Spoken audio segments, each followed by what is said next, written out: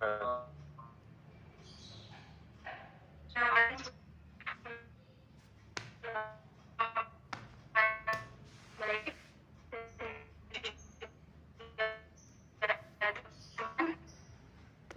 yang dihadapi oleh guru dan juga murid dalam proses pembelajaran di kelas.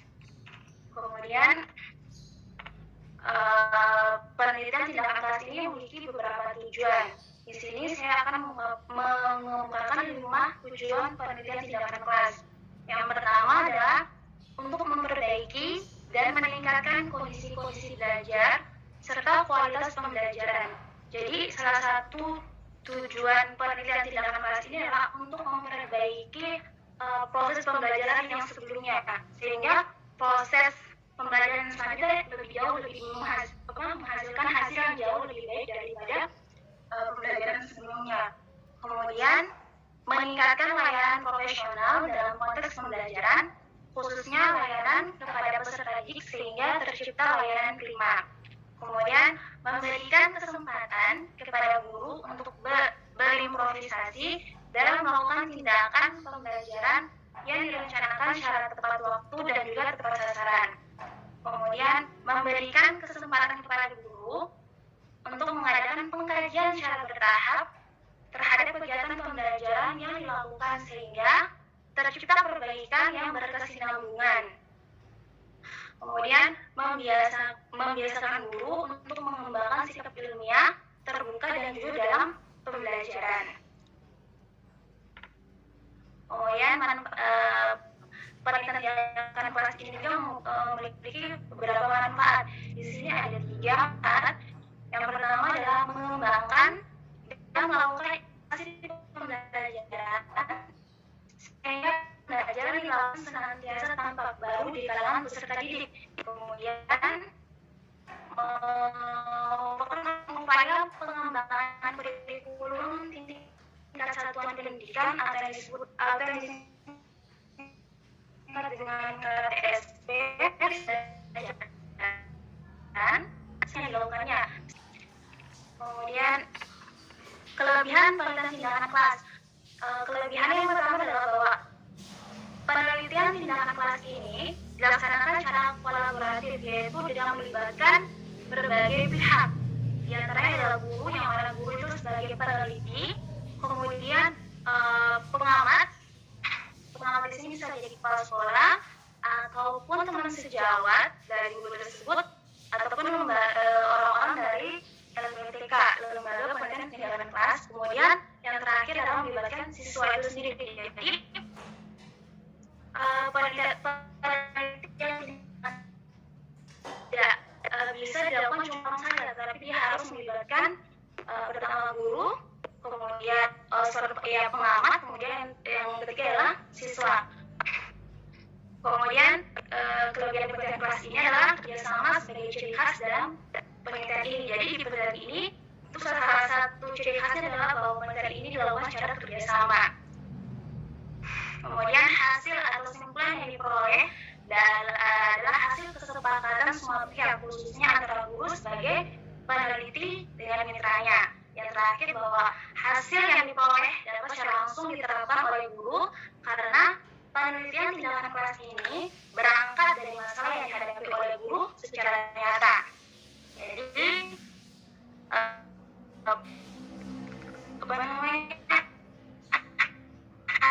hasil dari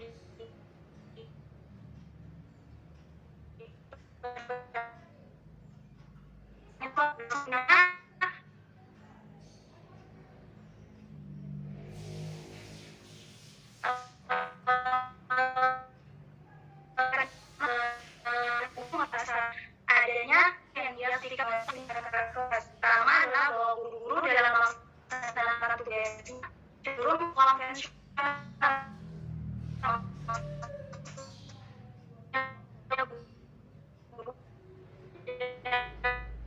data utama. Jadi ketika kita melakukan penelitian tindakan kelas itu tidak boleh kita mengambil waktu lain gitu. Jadi harus tetap di waktunya. Di waktu kita mengajar kayak gitu. Berarti kalau mengajar itu berarti kita ingin menerapkan atau mendapatkan hasil yang lebih baik. Jadi kemudian yang kedua adalah metode dan teknik yang digunakan tidak boleh terlalu menuntut, baik dari segi kemampuan maupun waktunya. Yang ketiga, metodologi yang digunakan harus terencana secara cermat, jadi tidak ngasal. Kemudian permasalahan yang dipilih harus benar-benar nyata, menarik, dan mampu ditangani dan berada dalam jangkauan kewenangan peneliti untuk melakukan perubahan. Jadi penelitian tindakan kelas ini itu harus mengambil masalah yang memang terjadi di kelas itu yang dihadapi oleh guru yang bersangkutan. Jangan sampai masalahnya itu berdasarkan dengan buku yang dibaca saja dan tidak dirasakan oleh guru tersebut.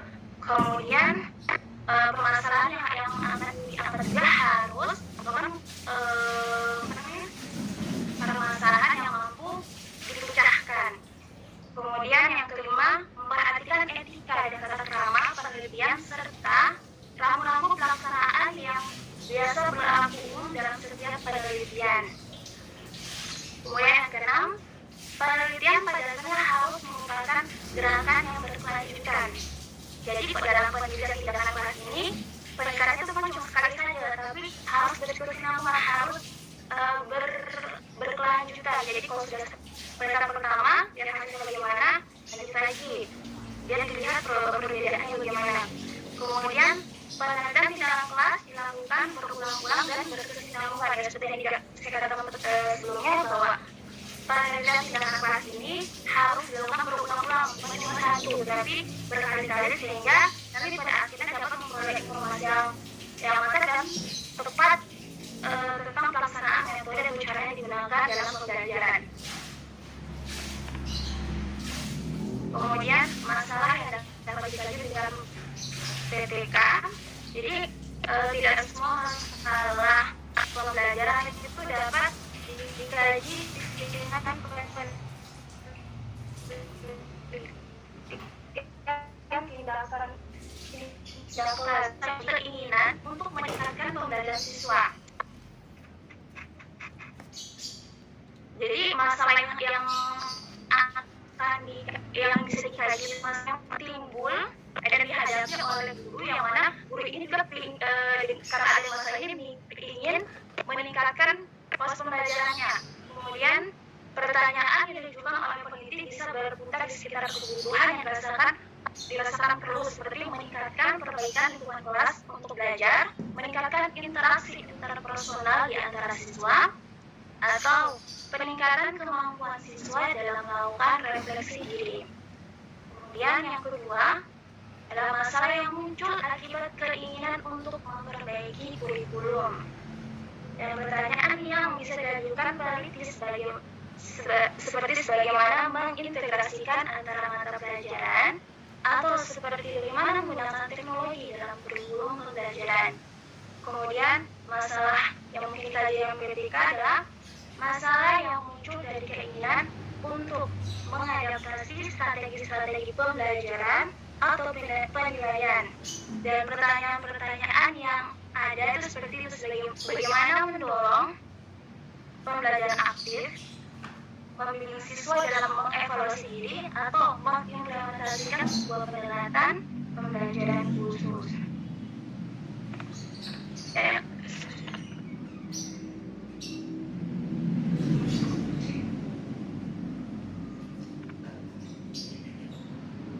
Dan yang keempat adalah masalah yang muncul dari keinginan seseorang untuk mencari hubungan antara keyakinan dan praktik dalam kelas, atau untuk menguji keterkaitan cara mengajar dengan apa atau siapa yang mempengaruhi cara mengajar tersebut.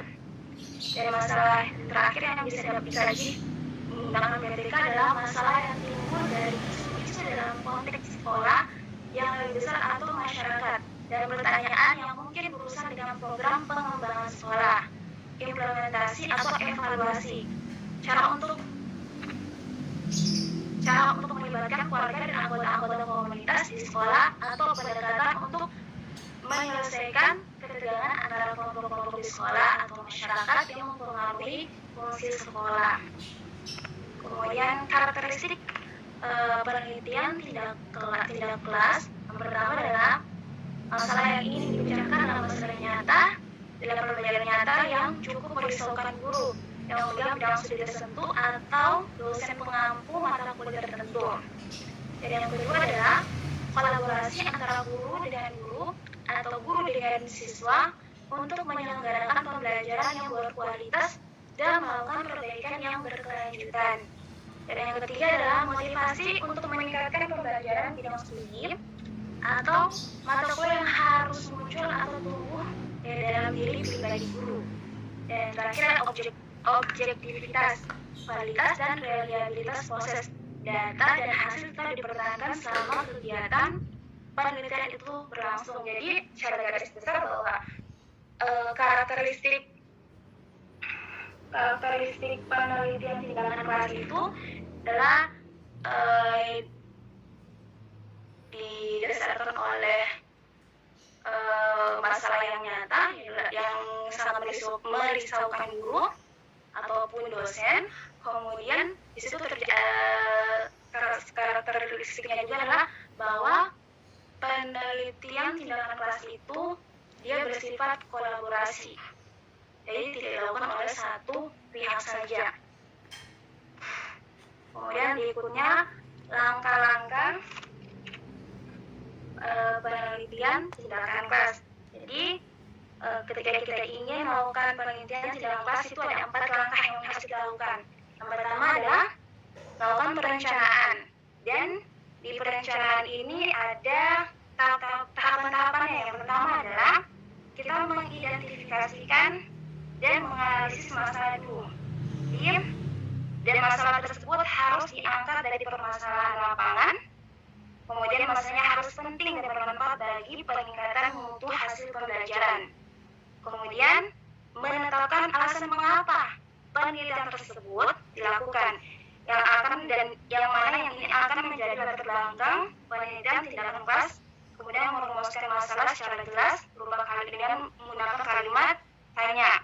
Kemudian yang ketiga adalah menentukan berbagai alternatif tindakan pemecahan masalah dan memilih tindakan yang paling tepat. Kemudian membuat instrumen pengumpulan data dan menentukan indikator keberhasilan tindakan. Dan langkah yang kedua, jadi di perencanaan itu ada 4 langkah. Dan sekarang masuk ke langkah yang kedua, yaitu pelaksanaan. Jadi ada tahap pelaksanaan, strategi dan rencana pembelajaran yang telah disiapkan pada tahap perencanaan itu dilaksanakan. Dan pada tahap ini guru harus ingat dan mentaati apa yang dirumuskannya dalam rencana pembelajaran. Jadi di dalam pelaksanaan ini, pada tahap ini tuh guru harus ingat dan menaati apa yang dirumuskan dalam rencana pembelajaran dan berlaku wajar dan tidak dibuat-buat. Kemudian langkah yang ketiga adalah langkah pengamatan. Jadi setelah perencanaan, pelaksanaan, kita masuk ke pengamatan. Jadi pada tahap ini lakukan pengamatan dan pencatatan semua hal yang diperlukan dan yang terjadi selama pelaksanaan tindakan berlangsung. Jadi bagaimana pembelajaran terjadi. Kemudian pengumpulan data dilakukan dengan bantuan format observasi yang telah dipersiapkan, termasuk juga pengamatan secara cermat, pelaksanaan tindakan dari waktu ke waktu serta dampaknya terhadap proses dan hasil belajar siswa. Dan data dikumpulkan dapat berupa data kuantitatif, yaitu berupa dari hasil tes, kuis, prestasi, nilai tugas dan sebagainya, atau data kualitatif. Dan data kualitatif seperti keaktifan siswa, antusiasme siswa, kemudian mutu diskusi yang dilakukan, dan kreativitas siswa. Kemudian langkah yang terakhir adalah reflektif. Dan di tahap ini itu dimaksud untuk mengkaji secara menyeluruh tindakan yang telah dilakukan berdasarkan data yang telah terkumpul. Kemudian setelah itu lakukan evaluasi guna menyempurnakan tindakan berikutnya. Jadi langkah pertama adalah perencanaan, kemudian melaksanakan apa yang direncanakan, kemudian lakukan pengamatan bagaimana jalannya perencanaan ini. Kemudian yang terakhir adalah mengevaluasi. Nah, di mana nanti hasil dari evaluasi ini akan dijadikan sebagai penyempurna dari tindakan yang akan dilakukan kembali. Kemudian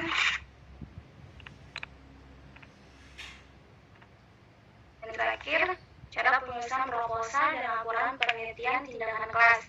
Jadi penyusunan laporan penelitian tindakan kelas itu perlu mengikuti sistematika laporan pada umumnya yang dalam garis besarnya dapat dibagi ke dalam 3 bagian. Pertama, bagian awal, kemudian bagian isi, dan terakhir adalah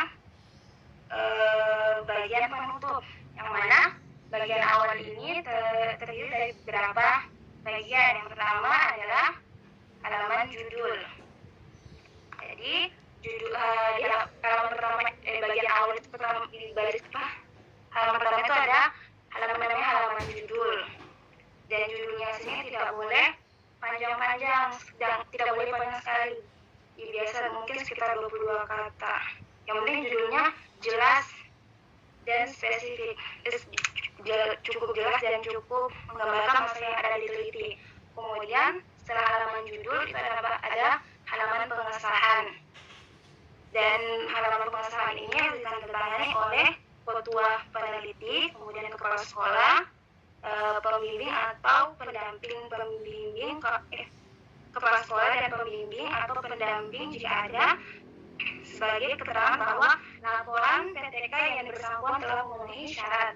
Kemudian setelah itu ada lembar abstrak, yang mana lembar abstrak itu merupakan kepadatan atau sari dari hasil penelitian yang memuat latar belakang, tujuan penelitian, metode hasil penelitian, dan sebagainya. Kemudian setelah itu ada kata pengantar, yang mana di kata pengantar ini menjelaskan asal-usul mengapa masalah PTK ini diangkat sebagai topik penelitian. Kemudian ada daftar isi, setelah itu lembaran daftar gambar, daftar lampiran, kemudian daftar tabel. Itu untuk bagian yang pertama. Kemudian bagian yang kedua itu bagian isi, dan di bagian isi ini memuat 5 bab, yang mana bab pertamanya itu terdiri atas latar belakang, kemudian identifikasi masalah, tujuan penelitian itu dilakukan, kemudian manfaat penelitian itu dilakukan, kemudian pertanyaan penelitian, kemudian hipotesis sementara dari penelitian tersebut, kemudian sistematika penulisan.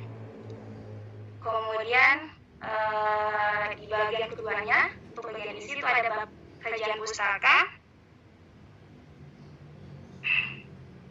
yang mana di bab ini itu membahas tentang kajian teoritis dan empiris yang dilaporkan dalam jurnal, majalah, situs internet, buku teks, atau laporan penelitian terdahulu sejalan dengan rumusan dan hipotesis tindakan. Kemudian setelah bab 2 kajian pustaka, di bab 3-nya adalah metodologi penelitian. Jadi di sini diuraikan langkah-langkah penelitian yang akan dilakukan secara rinci, mulai dari perencanaan, pelaksanaan tindakan, observasi, evaluasi, dan sebagainya. Kemudian di bab 4-nya itu hasil dan pembahasan, dan di bab 5-nya itu adalah kesimpulan dan saran. Kemudian di bagian penutup, di bagian terakhir bagian penutup, yang mana di bagian penutup ini terdapat 2 hal yang harus dicantumkan. Yang pertama, daftar rujukan, referensi, kemudian lampiran-lampiran jika memang ada lampiran yang ingin dilampirkan. Cukup sekian yang bisa saya sampaikan. Saya mohon untuk masukan dari apa yang saya sampaikan. Cukup sekian. Assalamualaikum warahmatullahi wabarakatuh.